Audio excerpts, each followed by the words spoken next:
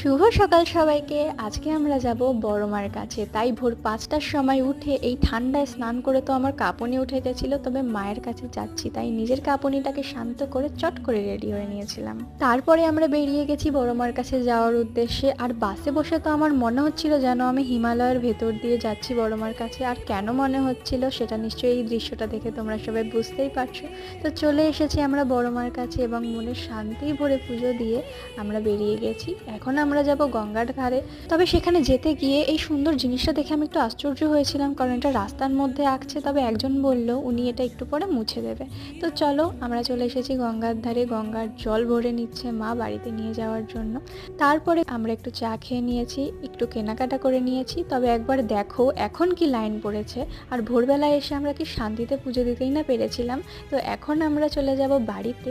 তো চলো, tata bye bye. ভিডিওটা ভালো থাকলে লাইক কমেন্ট শেয়ার একদম করে দেবে।